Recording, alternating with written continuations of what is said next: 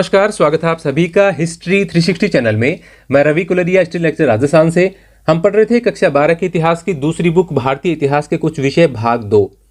इसमें पहला चैप्टर है यात्रियों के नजरिए। ये इसका सेकंड पार्ट है। फर्स्ट पार्ट में हमने जिन मध्यकालीन यात्रियों की बात की थी उसमें इब्न बतूता थे और अल बिरूनी थे, अब्दुल रज़ाक समरकंदी थे। इसके अलावा दो मैंने खास बताए थे आपको, शेख मोहम्मद अली हाजिन और महमूद बिन बल्खी, जिनके बारे में बुक में विस्तार से नहीं था तो मैंने उसमें विस्तार से जानकारी दी थी ताकि प्रतियोगी परीक्षाओं के विद्यार्थियों को भी वो जानकारी बेहतर लगे और उनके काम भी आए। आज जो खासतौर से यात्रियों की मैं बात करूंगा उसमें मेन तो है फ्रांसवा बर्नियर। इब्न बतूता की दोबारा काफ़ी सारी जानकारी इसके अंदर आएगी। इसके अलावा इटालियन यात्री मनुची हैं या डुआर्ते बारबोसा हैं पुर्तगाली, या रॉबर्टो डे नोबिली हैं जो कि इटली से आए थे। इसके अलावा भी और भी बहुत सारे हैं जो कि भारत से कहीं गए थे, जैसे अबू तालिब की बात आएगी, शेख इस्मुद्दीन की बात आएगी, जिनके बारे में बुक में कम विवरण है लेकिन मैं बहुत विस्तार से बताऊंगा। तो आपको काफ़ी सारी ऐसी जानकारियां मिलेंगी जो शायद आपने पहले नहीं पढ़ी होंगी या ठीक तरीके से या पूरी तरीके से उनकी जानकारी आपको नहीं होगी। तो हम इस वीडियो को शुरू करते हैं। मैंने इसमें काफ़ी सारी बातें पहले ही ऐड कर ली हैं ताकि लिखते समय टाइम नहीं लगे। यदि टाइम लगेगा तो 30 मिनट का वीडियो 50 मिनट का हो जाएगा और फालतू में आपका टाइम वेस्ट होगा। समय अनमोल है, आप तैयारी करते रहे और शॉर्ट में मेरे वीडियोस देखते रहे ताकि आपको कम समय में ज्यादा जानकारियां मिल सकें। तो हम शुरुआत करते हैं फ्रांसवा बर्नियर से। बीच में जिन भी यात्रियों का नाम आएगा उसका विस्तार से मैं जानकारी आपको देता जाऊंगा। लगभग 1500 ईस्वी में भारत में पुर्तगालियों के आगमन के पश्चात उनमें से कई लोगों ने भारतीय सामाजिक रीति रिवाजों और धार्मिक प्रथाओं के विषय में विस्तृत वृत्तांत लिखे। उनमें से कुछ चुनिंदा लोगों जैसे जेसुइट रॉबर्टो नोबिली ने तो भारतीय ग्रंथों को यूरोपीय भाषाओं में अनुवादित भी किया था। अब ये जेसुइट रॉबर्टो नोबिली कौन है? नाम है इनका रॉबर्टो नोबिली। जेसुइट वो होते हैं जो ईसाई धर्म के प्रचार के लिए आते थे या कहीं और भी जाते थे, उनको जेसुइट बोलते थे। तो ये जेसुइट से बाद में सन्यासी बन गए। काफ़ी इंटरेस्टिंग स्टोरी है इनकी और मैं थोड़ी सी जानकारी लिखी है, ज़्यादा नहीं, क्योंकि फिर हर की बहुत ज़्यादा लिखेंगे तो फिर वीडियो काफ़ी बड़ा हो जाता है। इनका जन्म हुआ 1577 में इटली में। जेसुइट मिशनरी थे ये, भारत आए और भारत आने के बाद सन्यासी बन गए। एक तरह से हिंदू धर्म में ये रच बस गए और इसलिए इन्हें व्हाइट ब्राह्मण भी कहा जाता था, सफ़ेद या श्वेत ब्राह्मण इनको कहा जाता था। तो ये रॉबर्टो डे नोबिली की कहानी है और फिर ये यहीं के होकर रह गए। सबसे प्रसिद्ध यूरोपीय लेखकों में एक नाम दुआर्ते बारबोसा का है या बारबोसा का है, जिसने दक्षिणी भारत में व्यापार और समाज का एक विस्तृत विवरण लिखा। पुर्तगाल से आए थे ये और 1500 ईस्वी में जो पुर्तगाली बेड़ा आया था, पुर्तगाली जो कंपनी थी जो भारत में व्यापार करती थी, उनके साथ 1500 ईस्वी में आए ये और 1500 से 1516-17 तक यहाँ पर रहे। 1500 ईस्वी में कौन आए थे? आपको याद हो तो पेड्रो अल्वारेज कैब्राल आए थे और इसके लिए मैंने आधुनिक भारत के कुछ वीडियो बनाए थे। उसमें खास तौर से डच कंपनी के बारे में, पुर्तगाली कंपनी के बारे में काफ़ी विस्तार से बताया था। तो इन्होंने अपना जो विवरण है उसमें विजयनगर का काफ़ी वर्णन किया है और इनकी जो बुक है वो the book of Duarte Barbosa के नाम से आती है। तो ये पुर्तगाली थे जो 1500 ईस्वी में आए। उसके बाद में जानकारी है, कालांतर में 1600 ईस्वी के बाद भारत में आने वाले डच, अंग्रेज तथा फ्रांसीसी यात्रियों की संख्या बढ़ने लगी थी। इनमें एक प्रसिद्ध नाम है फ्रांसीसी जोहरी जो बैप्टिस्ट तेवर्नियर का। अब जो बैप्टिस्ट तेवर्नियर कौन थे? तो तेवर्नियर के बारे में मैंने थोड़ी सी जानकारी यहाँ पर लिखी है। देखिए, जो ये आपको ऐसे जीन दिखेगा लेकिन इसका जो फ्रेंच में उच्चारण होता है इसको जा या जो बोलते हैं। तो जो बैप्टिस्ट तेवर्नियर 1605 से 1689 के इनके जन्म और मृत्यु की दिनांक मैंने लिखी है। एक देखिए तस्वीर के बारे में बताना चाहूंगा। बुक में दिया गया है कि भारतीय पोशाक में तेवर्नियर का चित्र, लेकिन जहां कहीं भी इसका विवरण मिलता है ये तेवर्नियर का चित्र नहीं बताया जाता है। ये चित्र अधिकांशतः जो इटालियन यात्री थे मनुची या मनुकी, जैसा कि एनसीईआरटीज में लिखा जाता है, उनका चित्र बताया जाता है। मैं उसका उदाहरण भी देता हूं उनकी एक किताब से। तो मुझे लगता है शायद ये एनसीईआरटी से गलती हुई है, तेवर्नियर नहीं है, ये मनुची है। तो हम पढ़ते हैं कि तेवर्नियर कौन थे। फ्रांस से 7 बार पूर्व की ओर इन्होंने यात्रा की थी, जिसमें से 6 बार ये भारत आए थे। अंतिम बार भारत आए ये 80 वर्ष की आयु में 1686 में। इन्होंने कोहिनूर हीरे का खास तौर से बहुत विशाल तरीके से, काफी विस्तृत तरीके से और काफी रोचक विवरण दिया है। इसके अलावा इन्होंने डचों के बारे में भी लिखा है कि उस समय डच दक्षिण भारत में एक प्रमुख शक्ति के रूप में उभरने लगे थे। इनकी खास तौर से एक किताब है द 6 वॉयजेज। द 6 वॉयजेज, वॉयजेज का मतलब यात्राएं। और इसकी जो दूसरी किताब है, यहाँ से शायद इसका नाम हट गया है, मैं लिख देता हूँ यहाँ पर, ट्रेवल्स इन इंडिया। ये डिलीट हो गया यहाँ से कैसे ही, ट्रेवल्स इन इंडिया मैं लिख देता हूँ। ये इनकी दूसरी किताब थी। तो इनकी किताबों के बारे में कहाँ से आए, कब यात्राएं की, इसके बारे में थोड़ी सी जानकारी है, शॉर्ट में बताता चलूंगा। हालांकि मैं यहाँ क्लियर कर दूं कि 12th के स्टूडेंट को इतनी ज़्यादा जानकारी याद रखने की जरूरत नहीं है 12th में, लेकिन आपके भविष्य में बहुत काम आएगी ये। जिसने कम से कम 6 बार भारत की यात्रा की थी। किसने? टैवर्नियर ने। वह विशेष रूप से भारत की व्यापारिक स्थितियों से बहुत प्रभावित था और उसने भारत की तुलना ईरान और ओटोमन साम्राज्य से की, जहां मुख्यालय उनका तुर्की में हुआ था, ओटोमन साम्राज्य का। और ओटोमन साम्राज्य के बारे में जिक्र आप पहले विश्व युद्ध की समाप्ति तक सुनते हैं, और उसके बाद में जो खिलाफत आंदोलन होता है, किस लिए होता है, ये सारी बातें आपस में जुड़ी हुई हैं। यदि आप आधुनिक इतिहास थोड़ा बहुत पढ़े हैं तो ओटोमन साम्राज्य के बारे में थोड़ा जानते होंगे। इनमें से कई यात्री जैसे इतालवी चिकित्सक मनुकी, या जिसको मैंने मनुची लिखा है क्योंकि उच्चारण इटालियन में मनुची होता है, मैं हर लैंग्वेज का उच्चारण चेक करता हूं कि उसमें क्या उच्चारण होना चाहिए, कभी भी यूरोप वापस नहीं गए और भारत में बस गए। कुछ ऐसे भी थे जो यहाँ आए और यहीं के होकर रह गए। उनमें से एक नाम हमारे पास आता है मनुची का। अब मनुची कौन थे? 1638 में जन्मे, 1717 में इनकी मृत्यु हुई। खास पुस्तक थी इनकी स्टोरी दो मोगोर। अब ये इसका विवरण मैंने शायद ऊपर लिखा है। निकोलाओ मनुची, वेनिस इटली में इनका जन्म हुआ 1638 में। मद्रास में 1717 में इनकी मृत्यु होती है। इनकी पुस्तक है स्टोरियो द मोगोर, मुगल काल के बारे में इनकी ये कहानियां हैं, उनका जो विवरण है स्टोरियो द मोगोर। इसका अंग्रेजी में विवरण किसने किया है वो मैं पहले बता देता हूं, इंपॉर्टेंट है ये। इंग्लिश में इनका अनुवाद किया है विलियम इरविन ने, और विलियम इरविन का एक बेटा था Margaret L Irwin. Margaret L Irwin इनके बेटे थे। इन्होंने इस वृत्तांत का संक्षिप्त में विवरण दिया क्योंकि वो काफी बड़ा यात्रा वृत्तांत था। इन्होंने संक्षिप्त में लिखा है और उसका नाम है a peeps of Mughal India. A peeps of Mughal India, important question है ये। तो 1653 में ये कम आयु थी इनकी, लगभग 16-17 साल के थे, तब ये वेनिस से भाग निकले और 1656 में सूरत पहुंचे। वहां पहुंचने पर उन्होंने पान के बारे में देखा तो उसके बारे में अपने यात्रा वृत्तांत में लिखा है। उन्होंने देखा कि काफी सारे लोग हैं वो मुंह से कुछ थूक रहे हैं जो खून जैसा दिखाई देता है, तो उसने सोचा ये दांतों से संबंधित कोई इनकी बीमारी हो सकती है। लेकिन बाद में एक अंग्रेज महिला ने उनको बताया कि ये पान है, और फिर उसने खुद ने भी वो पान खाकर देखा। इसके अलावा उसने शाहजहां और उसके चारों शहजादों के बारे में भी काफी विस्तार से लिखा है। मुराद के बारे में, औरंगजेब के बारे में, शाह शुजा के बारे में, या दारा शिकोह के बारे में, और एक उनकी शाहजहां की बेटी थी जो उनको काफी प्रिय थी, उनके बारे में काफी विस्तार से लिखा है। उनके बारे में क्या क्या बातें कही है वो इंपॉर्टेंट तो है, लेकिन यहां मैं जिक्र नहीं करूंगा क्योंकि काफी सारा विवरण मनुची इंपॉर्टेंट है, बहुत इंपॉर्टेंट है। तो मनुची के बारे में काफी विस्तार से एक अलग से वीडियो बनाया जा सकता है। तो ये मैंने शॉर्ट में इनके बारे में जानकारी दी है। इब्न बतूता और बर्नियर की तरह ये भी सती प्रथा का जानकारी इसमें अपनी बुक में देते हैं। स्टोरिया दो मोगोर में सती प्रथा की जानकारी इब्न बतूता देते हैं, बर्नियर देते हैं, और इसके अलावा मनुची देते हैं। अब आगे बढ़ते हैं। यहां अपनी बुक में जो विवरण दिया गया है 12th में, वो खास तौर से बर्नियर का है। फिर देखिए, फ्रांस का रहने वाला फ्रांसवा बर्नियर एक चिकित्सक, राजनीतिक दार्शनिक तथा एक इतिहासकार था। कई और लोगों की तरह ही वह मुगल साम्राज्य में अवसरों की तलाश में आया था।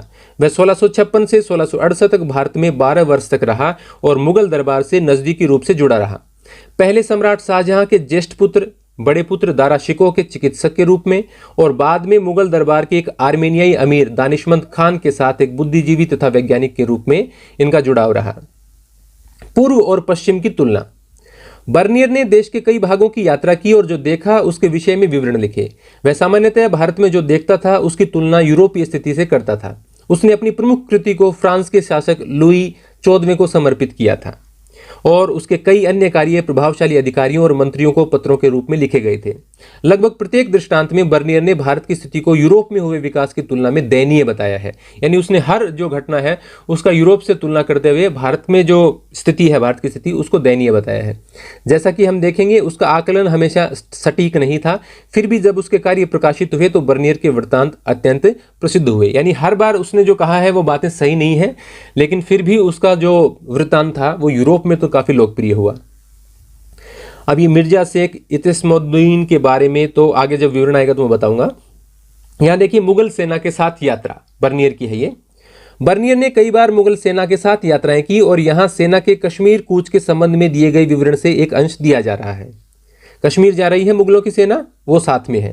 इस देश की प्रथा के अनुसार मुझसे 2 अच्छे तुर्कमान घोड़े देखने की अपेक्षा की जाती है और मैं अपने साथ एक शक्तिशाली फारसी ऊंट तथा चालक, अपने घोड़ों के लिए एक साइस, यानी जो घोड़ों की देखभाल करने वाला होता है उसको साइस बोलते हैं। साइस, या इंग्लिश में इसका नाम बताऊं आपको, ग्रूम बोलते हैं, जिसके लिए आप दूल्हा की जो स्पेलिंग होती है ना, ग्रूम इंग्लिश में लिखते हैं, वही होता है ग्रूम।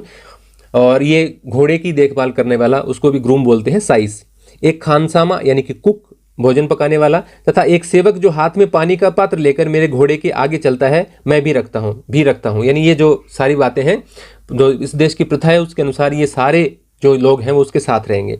मुझे हर उपयोगी वस्तु दी गई है, जैसे औसत आकार का एक तंबू, एक दरी, 4 बहुत कठोर पर हल्के बेतों से बना एक छोटा बिस्तर, एक तकिया, एक बिछौना, भोजन के समय प्रयुक्त गोलाकार चमड़े के मेजपोश, रंगे हुए कपड़ों के कुछ अंगोछे या नैपकिन, खाना बनाने के सामान से भरे 3 छोटे झोले जो सभी एक बड़े झोले में रखे हुए थे, और यह झोला भी एक लंबे चौड़े तथा सुदृढ़ दोहरे बोरे अथवा चमड़े के पट्टों से बने जाल में रखा। यानी एक जाल के अंदर एक थैला है और थैले में क्या क्या सामान है उसके बारे में उसने जानकारी दी है। इसमें से शायद आप अधिकांश चीजों के बारे में जानते हो। बेतों, एक तो आपने बेंत नाम वैसे सुना होगा, बेंत मतलब छड़ी से पीटना, तो ये एक प्रकार की छड़ी है। बेंत एक पौधा होता है वैसे तो, जिसका तना काफी मजबूत होता है लेकिन लचीला भी होता है। उससे कुर्सियां, टोकरियां आदि बनाते हैं। तो वो कहता है कि उसका जो पलंग है वो उससे उसके जो 4 कठोर बेंतें हैं, हल्की बेंतें हैं लेकिन मजबूत हैं, उन बेंतों से बना हुआ है उनका एक छोटा सा बिस्तर। तो इसकी जानकारी वो देता है।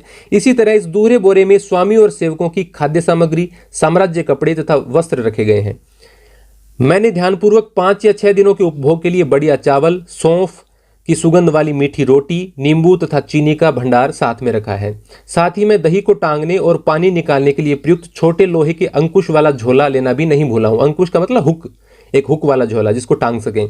इस देश में नींबू के शरबत और दही से अधिक ताजगी भरी वस्तु कोई नहीं मानी जाती है। अभी भी आप मानते होंगे कि छाछ, दही और नींबू पानी को सबसे ज्यादा ताजगी भरा यहां पर माना जाता है। भारत के विषय में विचारों का निर्माण व प्रसार। भारत के विषय में विचारों का सृजन और प्रसार कर यूरोपीय यात्रियों के वृत्तांतों ने उनकी पुस्तकों के प्रकाशन और प्रसार के माध्यम से यूरोपीय लोगों के लिए भारत की एक छवि के सृजन में सहायता की। यानी जो यूरोपीय व्यक्ति, जो यात्री भारत आए, उनकी यात्रा वृत्तांतों को पढ़कर यूरोप के लोगों ने ये जाना और ये समझा कि भारत का समाज किस प्रकार का है। एक राय उन्होंने कायम कर ली। उनमें से कुछ बातें सही भी थी, कुछ बातें गलत भी थी, और इसका खामियाजा जो भारतीय यात्रियों को उठाना पड़ा। जब भारतीय यात्री यूरोप में गए तो उनसे सवाल जवाब किए गए और उनको ऐसे तथ्यों का सामना करना पड़ा जो मतलब भले ही सही नहीं हो लेकिन यूरोपीय यात्रियों ने लिख लिए थे, और यूरोप के लोग उन सबको सच मान बैठे थे। उनमें से 2 यात्रियों की यहां पर जिक्र है। बाद में 1750 के बाद जब शेख इतिस्मुद्दीन और मिर्जा अबू तालिब जैसे भारतीयों ने यूरोप की यात्रा की तो उन्हें यूरोपीय लोगों को कि भारतीय समाज की छवि का सामना करना पड़ा, और उन्होंने तथ्यों को अपनी अलग व्याख्या के माध्यम से इसे प्रभावित करने का प्रयास किया। अब ये शेख इतिस्मुद्दीन कौन है और मिर्जा अबू तालिब कौन है? अबू तालिब के बारे में मैं आपको बता देता हूं। 1752 में अवध में इनका जन्म होता है, लेकिन इनके जो पिताजी हैं वो इस्फहान से आए थे। इस्फहान ईरान में था और ईरान से अवध आए थे, और इसलिए इनका जो अबू तालिब है इनका जन्म लखनऊ में होता है। बाद में अबू तालिब कलकत्ता में भी गए और ईस्ट इंडिया कंपनी के संपर्क में रहे। 1799 में ब्रिटेन की यात्रा पर गए और वहां ब्रिटेन में भी आयरलैंड गए, डबलिन में रुके, और क्योंकि वो लॉर्ड कॉर्नवालिस के जानकार थे और लॉर्ड कॉर्नवालिस उस समय तक डबलिन भेज दिए गए थे, यानी आयरलैंड में कमांडर इन चीफ उनको बनाया हुआ था। तो ये लॉर्ड कॉर्नवालिस के पास चले गए थे 1802 में, यानी 3 वर्ष बाद ये वापस लौटे। तो ये जानकारी है अबू तालिब की। तो ये भारतीय यात्री हैं जो यूरोप गए हैं। इसके अलावा दूसरे जिनका नाम है मिर्जा शेख इतिस्मुद्दीन। पश्चिम बंगाल में इनका जन्म हुआ है। बंगाल के नवाबों के नीचे नौकरी करते थे मुंशी के रूप में। इसके अलावा उन्होंने ईस्ट इंडिया कंपनी और मुगल शासक शाह आलम द्वितीय के लिए भी काम किया है। शाह आलम द्वितीय इनको यूरोप की यात्रा पर भेजते हैं 1765 में। इनके साथ में है कैप्टन आर्चिबाल्ड स्विंटन। इनके साथ शाह आलम द्वितीय का संदेश लेकर और 1 लाख टका लेकर किंग जॉर्ज III से, ब्रिटेन के शासक किंग जॉर्ज III से मिलने ब्रिटेन के लिए रवाना होते हैं। रास्ते में स्विंटन इनको बताता है कि भाई जो बादशाह ने हमको पैसे दिए थे और संदेश दिए थे वो हमारे पास नहीं है। तो पूछे कहाँ गए, तो उसने कहा क्लाइव ने रख लिए, रॉबर्ट क्लाइव। रॉबर्ट क्लाइव का आपने नाम सुना होगा, प्लासी के युद्ध में जिन्होंने महत्वपूर्ण भूमिका निभाई। हालांकि उस समय वो गवर्नर नहीं थे, बाद में गवर्नर बने थे। प्लासी के युद्ध और बक्सर के युद्ध दोनों के समय वो गवर्नर नहीं थे, हालांकि 2 बार वो गवर्नर बने हैं, 2 काल उनके रहे हैं। तो उसने कहा कि जो पैसे हैं और जो संदेश है वो तो क्लाइव ने रख लिया है। तो इसलिए वो अब किस मुंह से सम्राट के पास जाते हैं, और सम्राट मिलता भी उनसे क्यों? क्योंकि उनके पास शाही संदेश भी नहीं है बादशाह का। तो वो सम्राट से नहीं मिल पाए और France, Britain, Mauritius, Madagascar, Cape of Good Hope आदि इन स्थानों पर समय बिताकर वापस आ गए। क्लाइव ने वो पैसे हैं वो बाद में सम्राट को भेज दिए थे, और लेकिन संदेश वगैरह शायद नहीं भेजा था, इसका विवरण भी मुझे नहीं मिला। उसने क्यों रोके थे? क्योंकि वो नहीं चाहता था कि मुगल शासक हैं वो डायरेक्ट शासक से बात करें, डायरेक्ट इंग्लैंड के शासक से बात करें, हमारे थ्रू बातचीत होनी चाहिए। तो इसलिए उन्होंने वो बीच में रोक लिया था। अब मिर्जा शेख इतिस्मुद्दीन के बारे में कुछ और जानकारी है कि इनका जन्म हुआ 1730 में, मृत्यु होती है 1780 में। इनकी किताब है शिगुर्फनामा ए विलायत, विलायत का मतलब प्रदेश, शिगुर्फनामा ए विलायत। बाद में EIC ने इन्हें मराठों के साथ नेगोशिएशन के लिए नियुक्त किया था। मराठों के साथ जो बातचीत चल रही थी संधियां वगैरह के लिए, उस बातचीत को करने के लिए जब ये वापस आए थे उसके बाद में इनको नियुक्त किया था। और स्थानीय लोग इनको बोलते थे विलायत मुंशी, क्योंकि ये विलायत गए हुए थे, विलायत जाकर आए थे, तो विलायत मुंशी कहा जाता था, और मुंशी तो ये थे ही। इन्होंने 1765 की इलाहाबाद संधि को लिखा था। इलाहाबाद संधि की शर्तों को कागज पर लिखने का काम, उनको सही तरीके से व्यवस्थित करने का काम इन्होंने किया था। किसने? मिर्जा शेख इतेस्मुद्दीन। तो ये कुछ जानकारियां थी, और ये जानकारियां आपको आसानी से बहुत सी किताबें खंगालने के बाद भी नहीं मिलेंगी। मैं इनको चुन चुन कर लाता हूं ताकि प्रतियोगी परीक्षाओं वाले जो विद्यार्थी हैं उनको भी कुछ नया मिलते रहे। नहीं तो वीडियो को क्यों देखेंगे फिर वो मेरा? अगर कुछ नई जानकारी नहीं मिलेगी तो मेरा वीडियो देखने कौन आएगा फिर?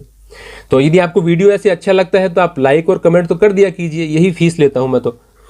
अब आगे देखते हैं। बर्नियर के कार्य फ्रांस में 1670-71 में प्रकाशित हुए थे, और अगले 5 वर्षों के भीतर ही देखिए किन किन भाषाओं में इनका अनुवाद हुआ। अंग्रेजी, डच, जर्मन और इतालवी भाषाओं में इनका अनुवाद हो गया। 1670 और 1725 के बीच उसका वृत्तांत फ्रांसीसी में 8 बार पुनर्मुद्रित हो चुका था, यानी जितनी प्रतियां वो छापते थे वो बिक जाती थी, उसका दोबारा उनको छापना पड़ता था, तो ऐसा 8 बार हुआ। और 1684 तक यह 3 बार अंग्रेजी में पुनर्मुद्रित हुआ था। यह अरबी और फारसी वृत्तांतों जिनका प्रसार हस्तलिपियों के रूप में होता था और जो 1800 से पहले सामान्यतः प्रकाशित नहीं होते थे, कि पूरी तरह विपरीत था। यानी अरबी और फारसी के जो वृत्तांत पहले हाथ से लिख लिख के उनकी कॉपीज तैयार की जाती थी, तो वो काफी महंगी भी होती थी, इतनी ज्यादा तैयार भी नहीं हो पाती थी, तो ज्यादा लोग उनको नहीं पढ़ पाते थे। इसके विपरीत ये छपाई में आ गए, तो बार बार छपते थे, बहुत सारे लोगों ने इनको पढ़ा।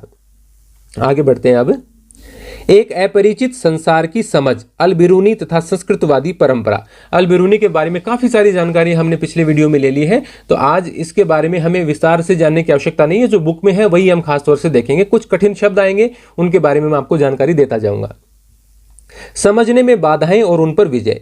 जैसा कि हमने देखा है कि यात्रियों ने उपमहाद्वीप में जो भी देखा, सामान्यतः उसकी तुलना उन्होंने उन प्रथाओं से की जिनसे वे परिचित थे। यानी जहां से वे आए थे, वहां चाहे वो अरब से आए हों, चाहे वो यूरोप से आए हों, वहां कैसी परंपराएं थी उनसे तुलना करते हुए उन्होंने देखा।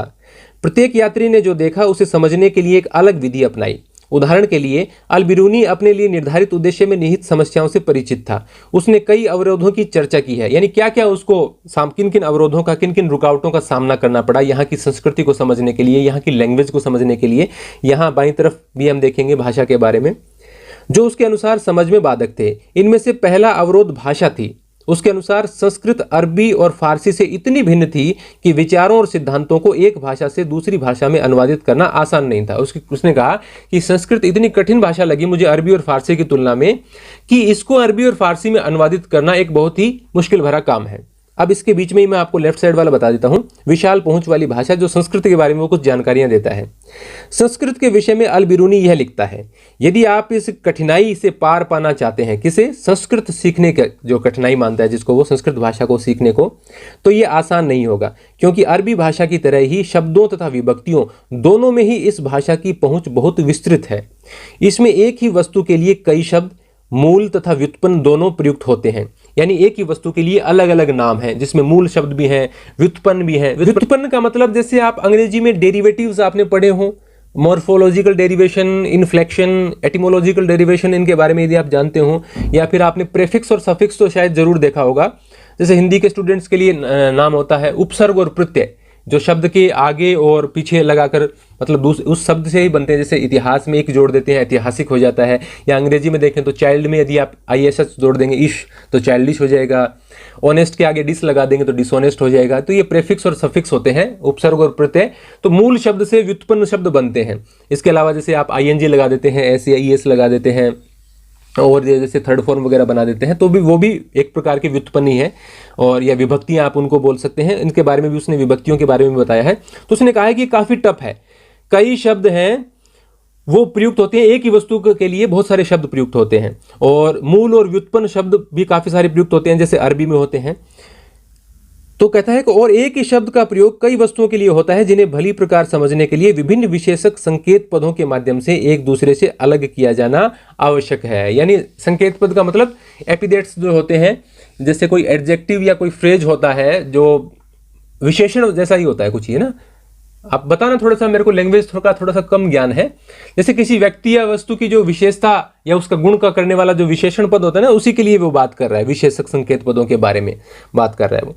तो कहता है कि इनको अलग अलग किया जाना आवश्यक है, तभी इस भाषा को हम समझ सकते हैं। तो उसको काफी दिक्कत आ रही थी संस्कृत को समझने में और फिर उसको अरबी और फारसी में अनुवाद करने में।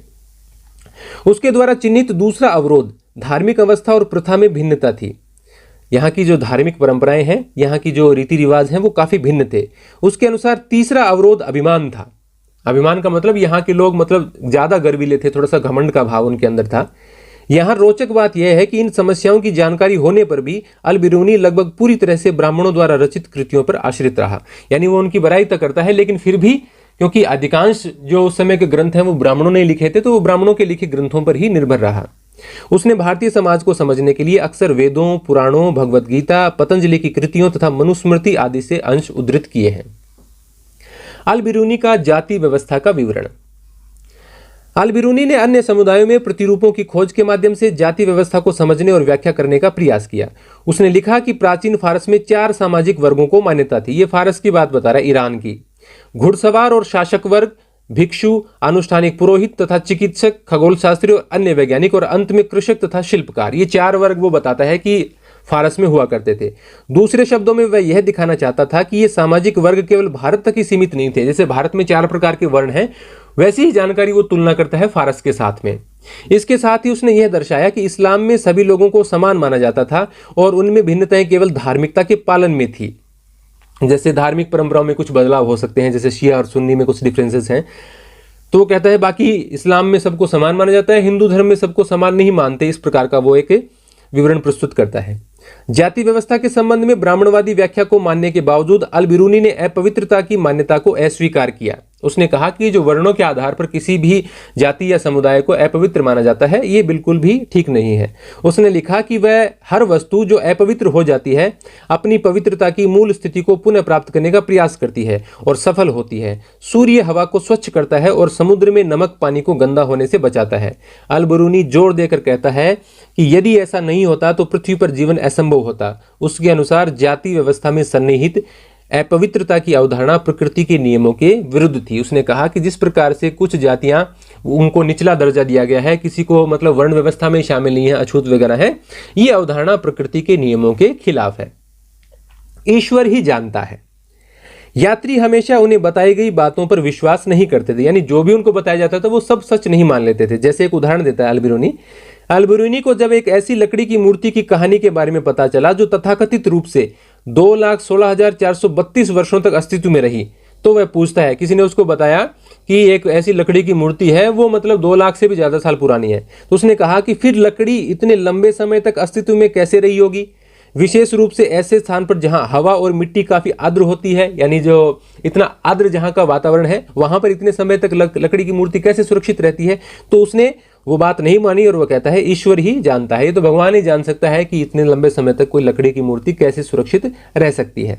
वर्ण व्यवस्था के बारे में वही बातचीत दी गई है जो मैंने आपको पिछली बुक में जब एंशिएंट हिस्ट्री पढ़ाई थी, बुक 1, तो उसमें ऋग्वेद के 10वें मंडल में पुरुष सूक्त में जानकारी दी गई है कि एक आदि ब्रह्म पुरुष के जो शरीर के हिस्से हैं उससे ही 4 वर्णों की उत्पत्ति हुई है। जैसे सिर से ब्राह्मण की उत्पत्ति हुई है, उसके भुजाओं से क्षत्रिय की उत्पत्ति हुई है, उसकी जांघों से वैश्य की उत्पत्ति हुई है और उसके पैरों से शूद्रों की उत्पत्ति हुई है। तो वही जानकारी वो यहाँ पर दे रहा है। तो मैं इसको ज़्यादा पढ़कर आपको नहीं बताऊंगा, आप खुद देख सकते हैं। वही 4 बातें इसने लिखी हैं, तो ये टाइम वेस्ट करने वाली बात होगी।